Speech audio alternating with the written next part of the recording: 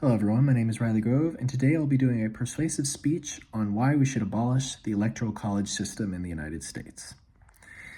Every 4 years, we choose who will be the leader of the free world or the President of the United States of America. We have an election where every legal citizen can vote and gets a say on the winner. But there is a deceiving part of this kind of election. The election has a popular vote winner, but the person or candidate who gets into the White House and takes over as president is the winner of something called the Electoral College. I'm sure many of you are familiar with the system, but during the speech, I'm going to attempt to inform you all about the system itself, its inception, and the reason why we should get rid of it and abolish it as a whole when determining the winners of elections in the United States. I believe that the Electoral College is an outdated and archaic method of deciding the President of the United States, and I will attempt to persuade you to believe we should change the method to a popular vote winner instead. In order to determine why we don't need to use the Electoral College, we first need to look at how it was established as the way to decide our presidential elections. So, how was the Electoral College created in the first place? Archives.gov says that the Founding Fathers established the Electoral College in the Constitution in part as a compromise between the election of the President by a vote in Congress and election of the President by a popular vote of qualified citizens. These qualified citizens are known as electors and are determined on a state-to-state basis. The idea was that each state got a number of votes in the determining of the president, and that whoever won the popular vote would win those electoral votes and get all of them, even if they only won by a few individual votes. So, for example, if you won a state by 51%, you would get all of the electoral votes of that state. It doesn't matter if you only won by a certain percent or not. You get all the electoral votes. This would theoretically give each state representation in determining the president, but wouldn't allow for bigger states to dominate the election decision.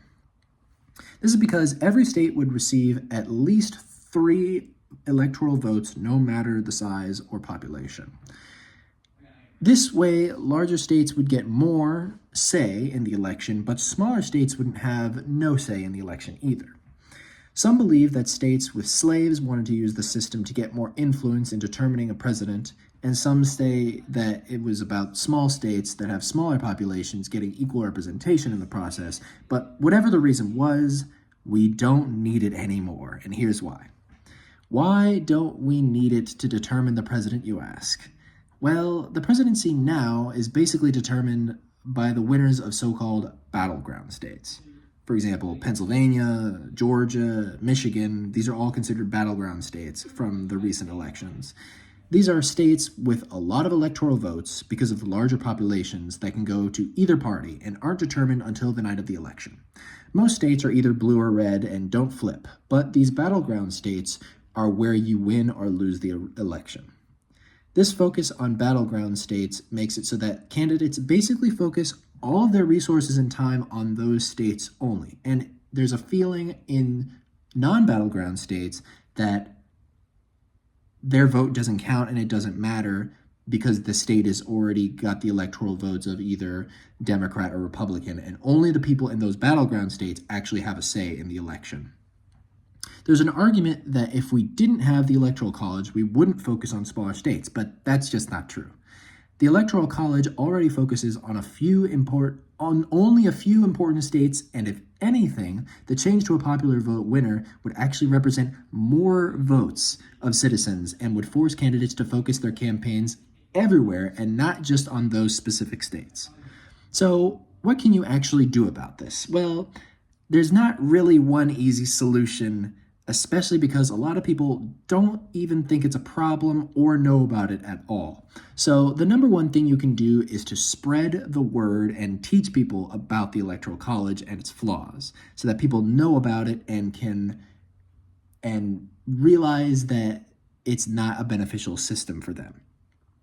This would incentivize people to vote, and you can always get people to call their representative, to talk about it, and create pressure on those government institutions to seek out a change in this system. This would modernize the way we elect presidents and more accurately show who we wanted to be president, which, as the leader of the free world, would be very beneficial for everyone, I believe. So I hope I was able to convince you that we should abolish the Electoral College. Thank you very much. I appreciate it. Have a good day.